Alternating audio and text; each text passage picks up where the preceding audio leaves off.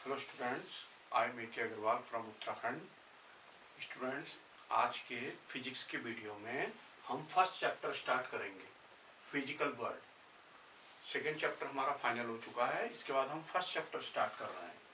ये theoretical chapter है, इसमें वो नहीं है न्यूमेरिकल पोर्शन, और बहुत छोटा चैप्टर है, 2 क्वेश्चन है बस इसमें लॉन्ग। एक तो ये है what are the fundamental forces in nature, explain them, ये करके है। एक क्वेश्चन और है, बस ये 2 क्वेश्चन ही आपको प्रिपेयर करने हैं, ठीक है, इसके अलावा कुछ नहीं करना।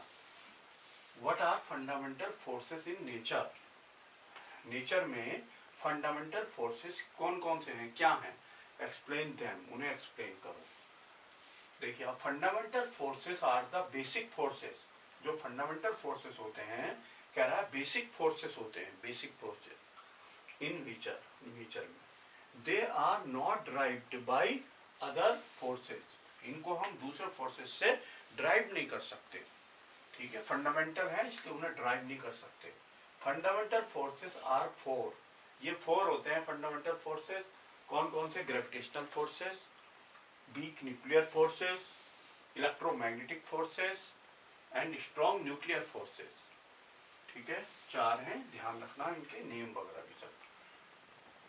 ग्रेविटेशनल फोर्सेस, छोटे छोटे क्वेश्चन इनमें आ जाते हैं, जैसे वो कहेगा कि जो फंडामेंटल फोर्सेस होते हैं नेचर में 4, वो कौन कौन से होते हैं, 1 नंबर में क्वेश्चन आ गया तो आप ये 4 लिख दोगे नाम की, ये वाले होते हैं, इस टाइप से करके। या उसने कहा ग्रेविटेशनल फोर्सेस को एक्सप्लेन करो, बस, तो ग्रेविटेशनल फोर्सेस आ गया। ऐसी चारों को अलग अलग आ सकता है 2 नंबर में, एक जो है ये एक्सप्लेन करने के लिए, ठीक है। देखें, पहला ग्रेविटेशनल फोर्सेस। ग्रेविटेशनल फोर्सेस समझते हो आपने 10th में यूनिवर्सल लॉ ऑफ ग्रेविटेशन वगैरह ये रीड करा होगा ग्रेविटेशनल फोर्सेस का। ऑल पार्टिकल्स, जितने भी पार्टिकल्स हैं, exert gravitational force of attraction upon another, ठीक है, एक दूसरे के ऊपर क्या करते हैं, पार्टिकल ग्रेविटेशनल फोर्स डालते हैं। आपको एक रूल होगा पता कि जो है यूनिवर्स के अंदर हर 2 पार्टिकल एक दूसरे को अट्रैक्ट करते हैं, इसी को हम यूनिवर्सल लॉ ऑफ ग्रेविटेशन कहते हैं, ठीक है। तो यही है, ऑल पार्टिकल्स एक्सर्ट, हर पार्टिकल्स जितने भी हैं क्या एक्सर्ट डालते हैं gravitational force of attraction upon one another, एक दूसरे के ऊपर। तो ग्रेविटेशनल फोर्स जो होता है F इक्वल टू होता है G m1m2 upon r square, ये फॉर्मूला है ग्रेविटेशनल फोर्स का। यहाँ पर m1 m2 क्या है, mass of the first particle, mass of the second particle, body लिख दो, पार्टिकल लिख दो, ठीक है। r उनके बीच की क्या है, distance, distance between particles. And g, ये जो g लगा हुआ है ये क्या है, universal gravitational constant. Universal gravitational constant आपको ध्यान होगा सेकंड चैप्टर जब हम कर रहे थे तो हमने इस फार्मूले को लिखा था, उसमें डायमेंशनल एनालिसिस जब उसके अंदर हमने किया था पोर्शन, और इस जी की डायमेंशन निकाली थी, इस जी की डायमेंशन, तो ये फार्मूला लिखा था हमने। तो वही जी जो है यूनिवर्सल ग्रेविटेशनल कांस्टेंट है, इसकी वैल्यू फिक्स होती है हर प्लैनेट के ऊपर, ठीक, 6.67 इंटू 10⁻⁻11 न्यूटन मीटर स्क्वायर पर केजी स्क्वायर, ठीक, न्यूटन मीटर स्क्वायर पर केजी स्क्वायर ये यूनिट है। अब आप भूल गए तो आप ये कैसे निकालोगे, यूनिट भूल गए तो इससे निकाल लो। देखो आप ये जो है, इससे जब आप F equal to G m1 m2 upon r square लिखा आपने, क्रॉस मल्टीप्लाई करके G की वैल्यू निकाली FR square upon m1 m2, तो देखो F की तो क्या होती है यूनिट न्यूटन, और r स्क्वायर की क्या होती है, मीटर स्क्वायर, मीटर होती है ना r की डिस्टेंस, और m1 m2 की kg इंटू kg, तो देखो न्यूटन मीटर स्क्वायर पर kg स्क्वायर। इसको यूनिट को SI यूनिट बोलते हैं, SI यूनिट, ये जो है SI यूनिट है, न्यूटन मीटर स्क्वायर पर kg स्क्वायर। एक MKS यूनिट होती है, MKS यूनिट के अंदर तो केवल मीटर आता है, मीटर और किलोग्राम, सेकेंड, केल्विन, ठीक है, ये एम्पियर, ये चीजें आती हैं बस, ये 5 चीजें आती हैं उसके अंदर, इसके अलावा कुछ नहीं आती। इसमें तो न्यूटन आ गया, ठीक है, तो ये ऐसा यूनिट है। अब एमकेएस यूनिट अगर आप बोलते हो, इसकी एमकेएस यूनिट भी बताओ यहाँ पे कितनी होगी। तो एमकेएस यूनिट निकालने के लिए जैसे हम यहीं पे समझाते हैं आपको, एफ इजकल टू क्या होता है M A, F equal to M A तो आपको आता ही होगा, इंटू आर स्क्वायर अपॉन, समझो नीचे एम स्क्वायर हो गया, M1 M2 है ना, एम स्क्वायर हो गया, तो एक एम तो कट गया, तो ये बचा A R square upon M.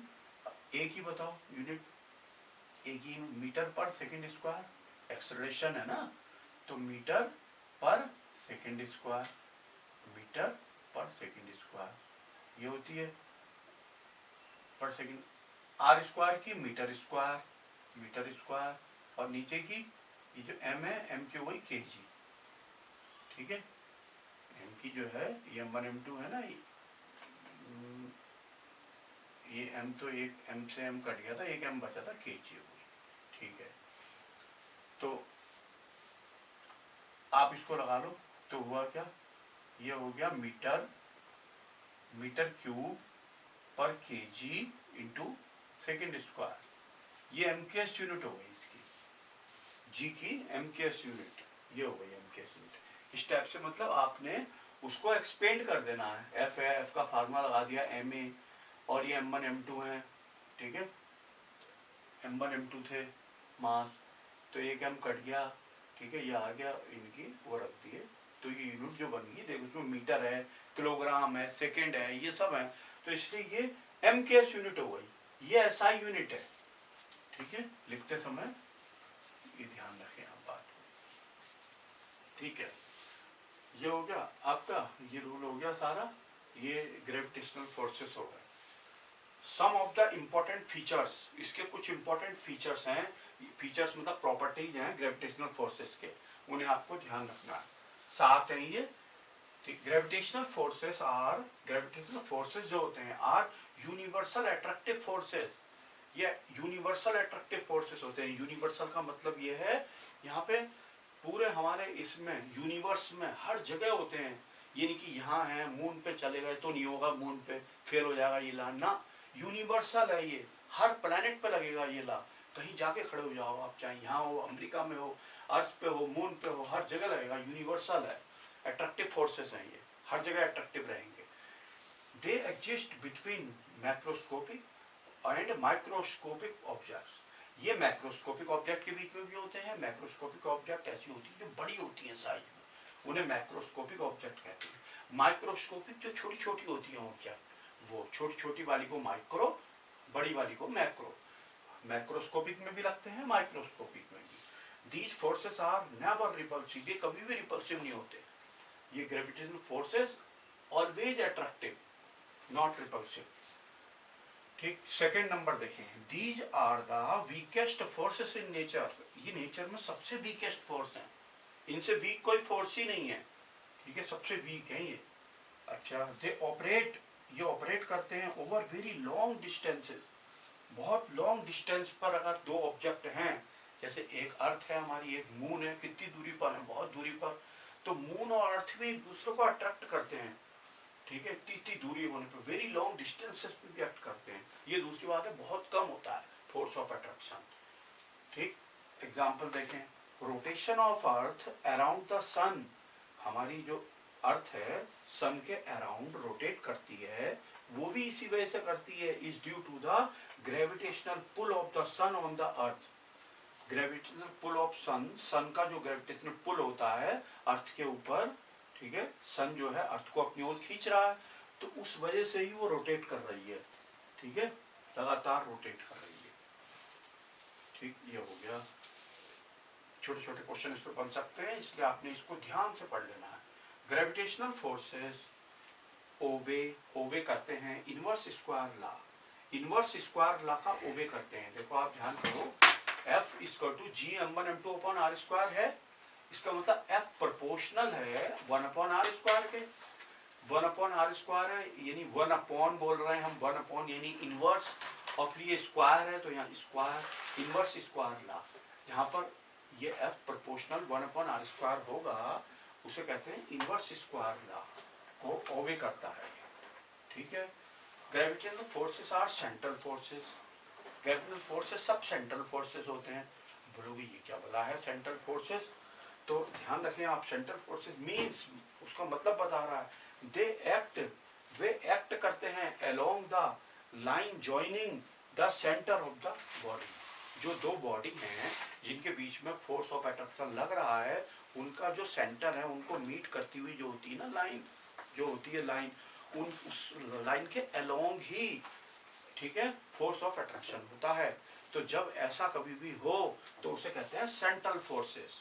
Central forces जो होते हैं, जो बॉडी होती है, जो दो बॉडी होती है जिनके बीच फोर्स लगते हैं, एक बॉडी अगले पर गिर रही है फोर्स, या सेकेंड वाली फर्स्ट पे डाल रही है, तो जो बॉडी होती है उनकी जो लाइन ऑफ ज्वाइनिंग होती है, उनके उसमें जब वो होता है फोर्स की डायरेक्शन, तो उसे कहते हैं हम सेंट्रल फोर्सेस हैं। क्लियर? ठीक है।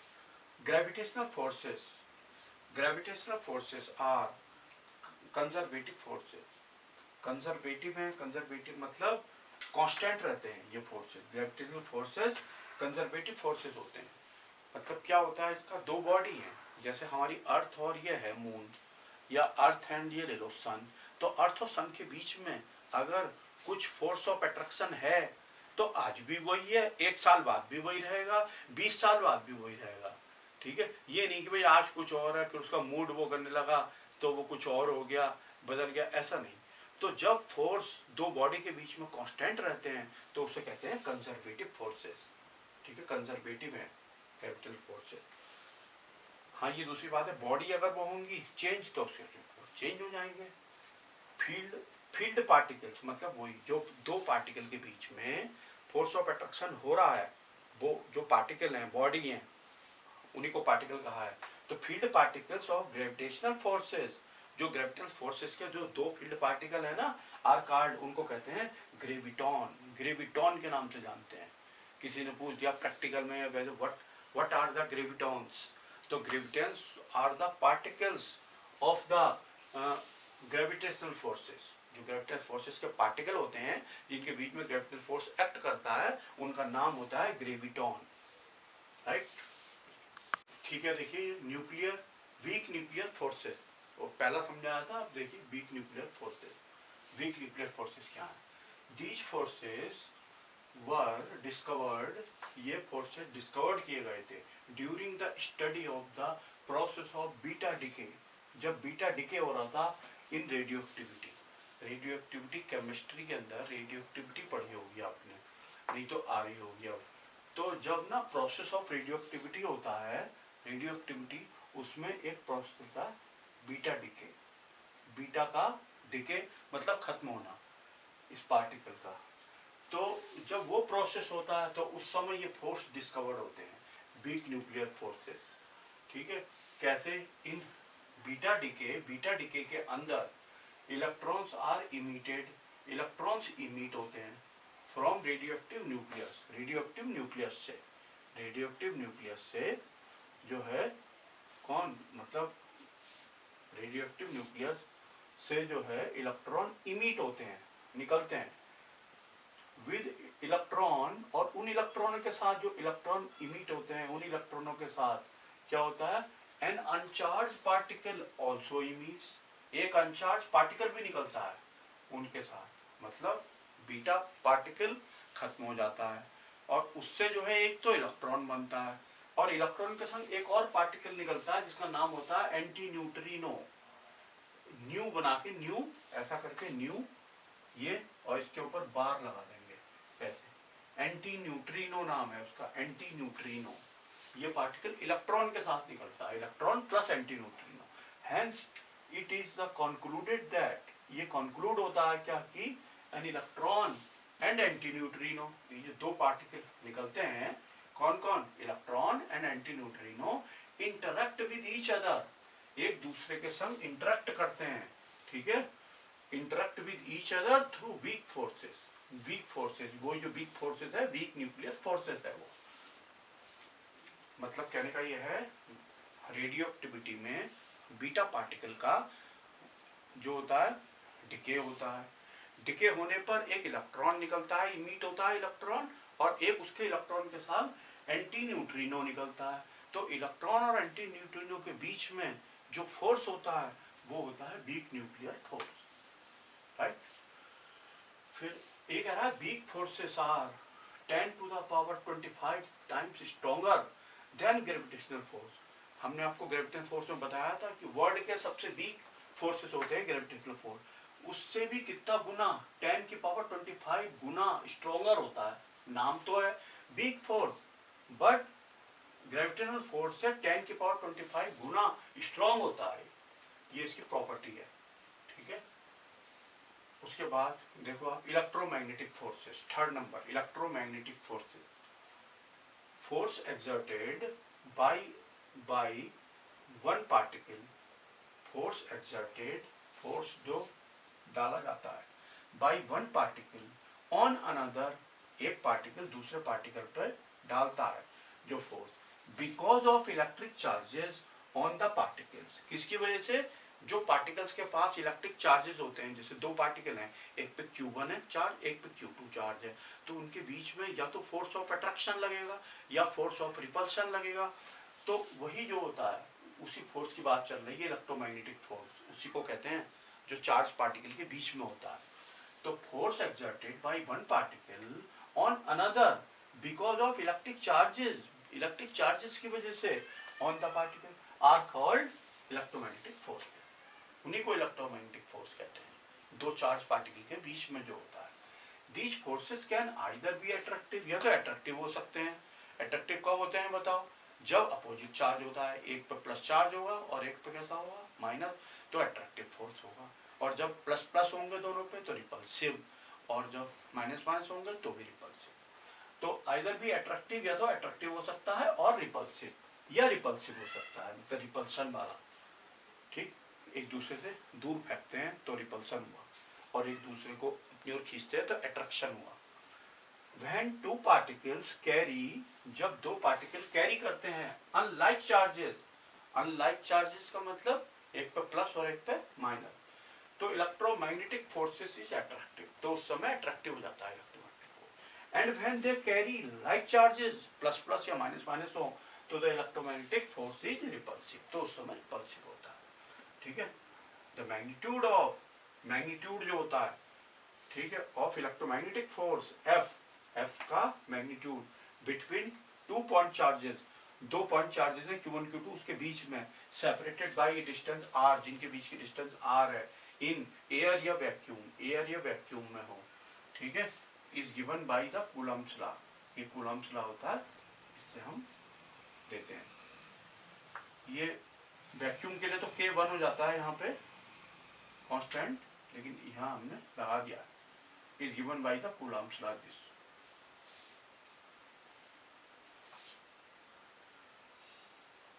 इसको हटा देते हैं, at a distance r is given by Coulomb's law, Coulomb's law, क्योंकि एयर ए वैक्यूम लिख दिया तो हम K नहीं लगा सकते थे, K की वैल्यू एयर ए वैक्यूम के लिए 1 होती है, तो हमने उसको हटा दिया और उसको बना दिया जनरल, इसके ऊपर डिपेंड न्यूमेरिकल्स आते हैं, तो K की वैल्यू आप जो है वैक्यूम के लिए 1 दे देना, एयर ए वैक्यूम के लिए। तो ये distance r is given by the Coulomb's law, F is equal to 1/4 pi epsilon naught K, 1/4 pi epsilon naught K Q1 Q2 upon r square, 1/4 pi epsilon naught जो है ये 1/4 pi epsilon not कहते हैं, या epsilon 0, 9 × 10⁹ होती है Newton metre square पर coulomb square. ठीक है, और K डाइलेक्ट्रिक कांस्टेंट होता है मीडियम का, और epsilon not absolute electrical permittivity होती है फ्री स्पेस की, इसकी ये वैल्यू होती है। ठीक है, इसे आप ध्यान रखना। अब आप ये सोचेंगे ये कैसे लिख दिया हमने न्यूटन मीटर स्क्वायर पर कूलम्ब स्क्वायर, तो इसको देख लो, आप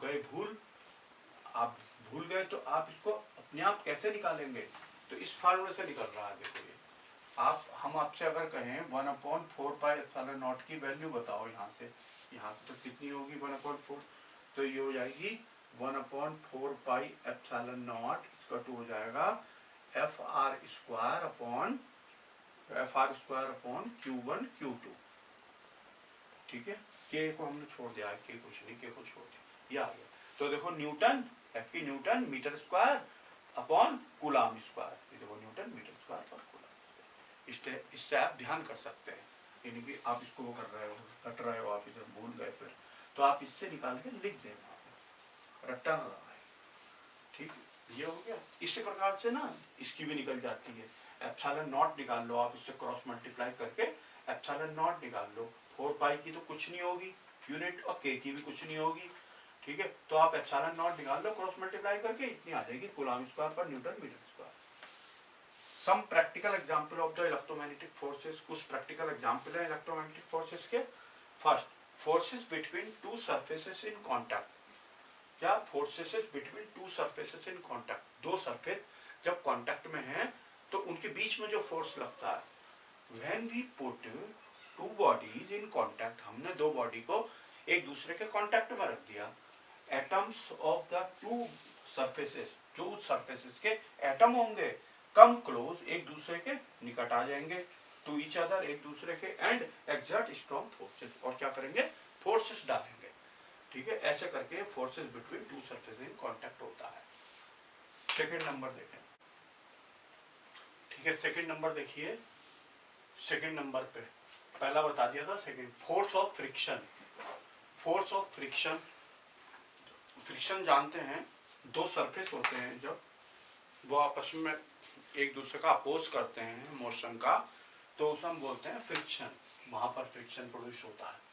तो force of friction is the force, force of friction is the force which opposes, जो अपोज करता है the relative motion of the to bodies in contact. जो दो बॉडी एक दूसरे के कॉन्टैक्ट में, और कॉन्टैक्ट में होने के बाद उनमें रिलेटिव मोशन हो रहा है। रिलेटिव मोशन हो रहा है का मतलब एक रुकी हुई है, दूसरी मूव कर रही है, तो वो जो नीचे वाली है उसको रोकने की कोशिश करती है, तो वो फोर्स लगाती है उस पर अपोजिट टू द मोशन। या कह दो वो वाली भी मूव कर रही है और वाली भी, फर्स्ट सेकंड दोनों मूव कर रही है, दोनों एक दूसरे के ऊपर अपोजिट डायरेक्शन में फोर्स लगाती हैं। तो ये चीज हो गई। It arises due to the, ये कहाँ से आता है? ये force of friction, it arises due to the mutual interaction of the molecules of the two surfaces. ये जो दो सरफेस हैं, जो दो बॉडी एक दूसरे के कांटेक्ट में हैं, उनकी जो सरफेस एक दूसरे के कांटेक्ट में हैं, उनके जो मॉलिक्यूल्स हैं ना, उनके बीच में म्यूचुअल का मतलब परस्पर, एक दूसरे से, मतलब परस्पर, म्यूचुअल इंटरेक्शन होता है, मतलब रगड़ते हैं वो आपस में, तो उसे इंटरेक्शन कहते हैं, म्यूचुअल इंटरेक्शन, ठीक है। तो वो होता है, उससे ये फ्रिक्शन प्रोड्यूस होता है, ठीक। अब आगे देखें, टेंशन इन ए स्ट्रिंग जो होती है, रस्सी, रोप, उसके अंदर जो टेंशन होती है, तो वहां भी हो जाता है। Electron and proton of string के इलेक्ट्रॉन और प्रोटॉन जो होते हैं एक्सर्ट डालते हैं इलेक्ट्रोमैग्नेटिक फोर्सेस डालते हैं। कहाँ पे डालते हैं? ऑन इलेक्ट्रॉन एंड प्रोटॉन पर डालते हैं of the bodies attach to both end, जो बोथ एंड से बॉडी अटैच की गई हैं स्ट्रिंग के, किसी स्ट्रिंग के, उनके जो बॉडीज के इलेक्ट्रॉन प्रोटॉन होते हैं, उन पर जो रस्सी है ना, रोप है, उसके जो इलेक्ट्रॉन प्रोटॉन होते हैं वो डालते हैं फोर्स। तो जो है टेंशन इन स्ट्रिंग, ये टेंशन कहाँ से प्रोड्यूस होती है? कोई बोले टेंशन स्ट्रिंग में कहाँ से प्रोड्यूस होती है, तो यहाँ से होती है।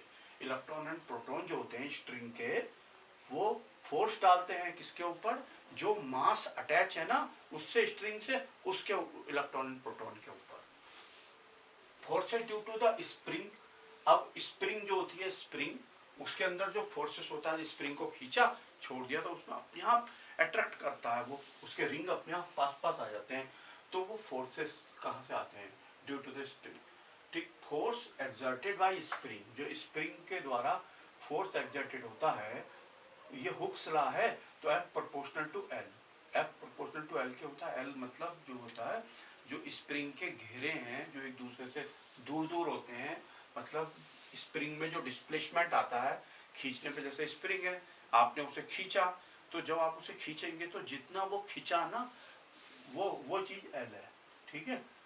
तो यहाँ पे लिख देते हैं L है डिस्प्लेसमेंट,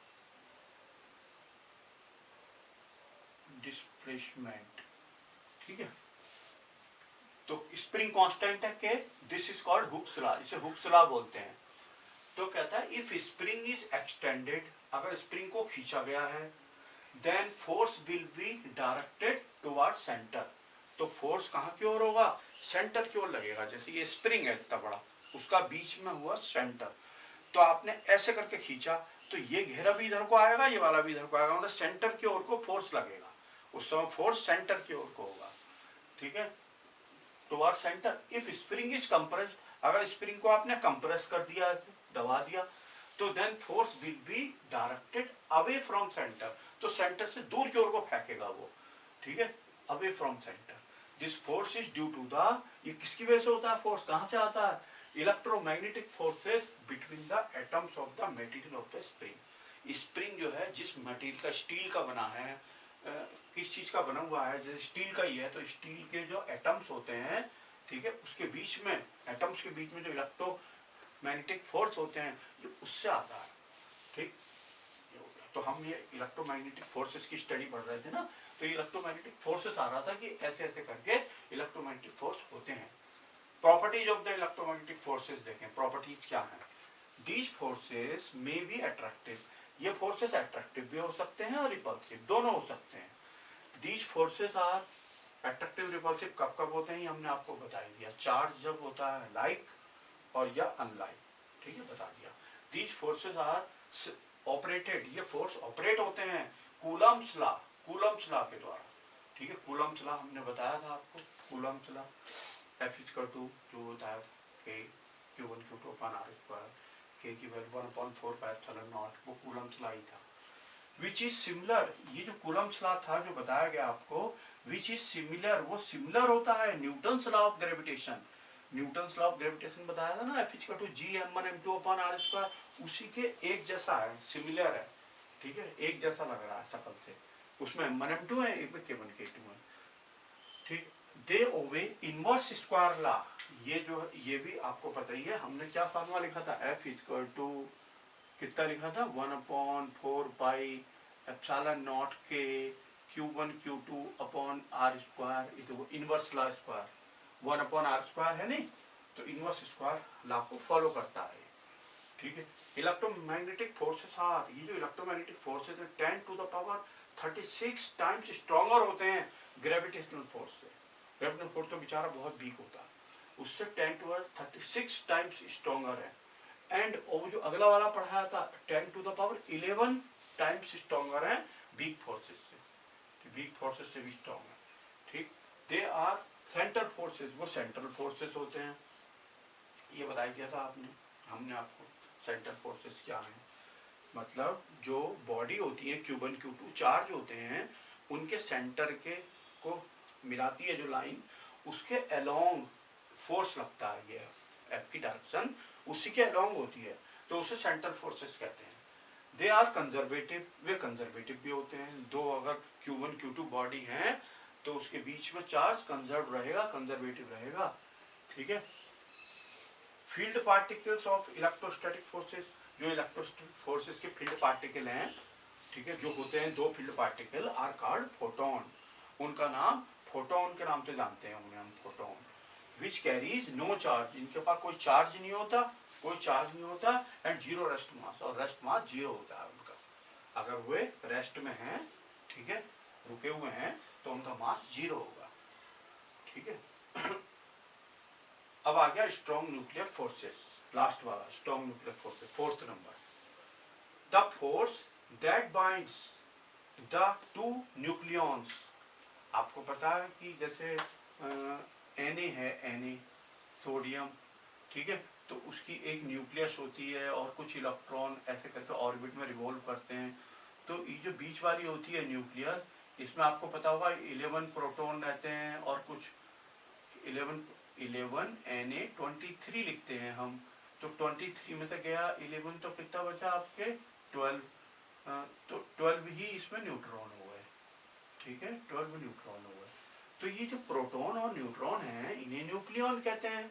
ये न्यूक्लियॉन जो होते हैं, जो बाउंड हुए रहते हैं, आपको पता है, देखो न्यूट्रॉन तो बेचारे न्यूट्रल होते हैं, चुप बैठे रहेंगे न्यूक्लियस में, कोई चार्ज ही नहीं होता उन पे, ठीक है। बट प्रोटॉन पर कौन सा चार्ज होता है, प्लस प्लस प्लस चार्ज होता है। तो उतनी छोटी जगह में प्रोटॉन कैसे बाउंड रहते हैं एक दूसरे से, तो उसके बारे में बता रहा है स्ट्रॉन्ग न्यूक्लियर फोर्सेस, वही स्ट्रॉन्ग न्यूक्लियर फोर्सेस के द्वारा बाउंड रहते हैं। तो the force that binds two nucleons, वो जो अंदर है न्यूक्लियॉन्स, टू न्यूक्लियॉन्स को बाउंड रखता है इन न्यूक्लियस, न्यूक्लियस के अंदर, is called strong nuclear forces. उन्हें स्ट्रॉन्ग न्यूक्लियर फोर्सेस कहते हैं। न्यूक्लियस के अंदर जो दो न्यूक्लियनों को बाउंड करे रखता है, बांधे रखता है, चाहे तो दो प्रोटॉन को बांधे, चाहे दो न्यूट्रॉन को बांधे, चाहे एक प्रोटॉन और एक न्यूट्रॉन को बांधे। It acts between two proton, ये दो प्रोटॉन के बीच में भी एक्ट कर सकता है, टू न्यूट्रॉन, दो न्यूट्रॉन के बीच में भी, या एक प्रोटॉन और एक न्यूट्रॉन के बीच में भी एक्ट कर सकता है। Distance between particles should be, बस ये शर्त है, पार्टिकल के बीच की डिस्टेंस बहुत कम होनी चाहिए, वेरी लो होनी चाहिए, 1 फर्मी, 10⁻15 मीटर की अगर होगी दो पार्टिकल के बीच में डिस्टेंस, तो ही स्ट्रॉन्ग न्यूक्लियर फोर्सेस एक्ट करेगा, otherwise not.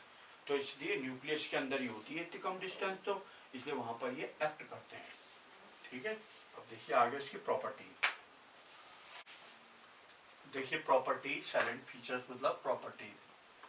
First number, strong nuclear forces, ये स्ट्रॉन्ग न्यूक्लियर फोर्सेस की प्रॉपर्टी है। Strong nuclear forces are strongest forces in the nature, nature के सबसे स्ट्रॉन्गेस्ट फोर्सेस है ये।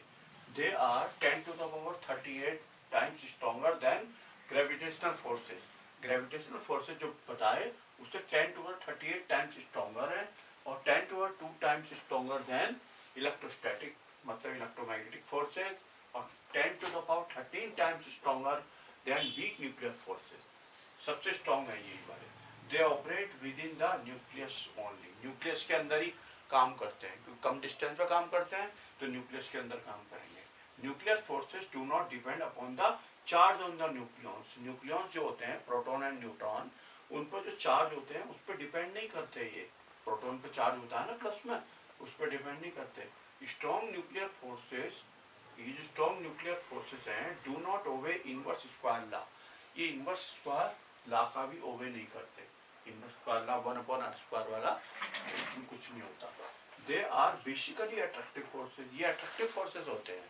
न्यूक्लियॉन्स जो हैं अट्रैक्ट होकर के, but when distance between nucleons become less than 0.5 fermi, लेकिन जब न्यूक्लियॉन के बीच की डिस्टेंस 0.5 फर्मी हो जाती है, उससे भी कम या उतनी, तो ये फोर्सेस रिपल्सिव बन जाते हैं। तो वही न्यूक्लियॉन एक दूसरे को रिपल करने लगते हैं, दूर दूर करने लगते हैं। ठीक, strong nuclear forces are not centre forces, ये सेंटर फोर्सेस भी नहीं होते। सेंटर फोर्सेस हमने बताया था क्या होते हैं, जो पार्टिकल्स अट्रैक्ट या रिपल कर रहे हैं उनके जो सेंटर होते हैं, उनको जो मीट करती है लाइन, उसके अलोंग होते हैं फोर्सेस। ठीक है, तो ये ऐसा भी नहीं होता, ये किसी भी उसमें हो सकते हैं डायरेक्शन में। They are also non conservative, ये नॉन कंजर्वेटिव होते हैं, कंजर्वेटिव भी नहीं होते कि फिक्स रहेंगे, ये चेंज होते रहते हैं। Field particles strong nuclear forces के लिए पाई मेसॉन होता है। जो फील्ड पार्टिकल होता है इनके लिए वो पाई मेसॉन के नाम से जानते हैं, पाई मेसॉन।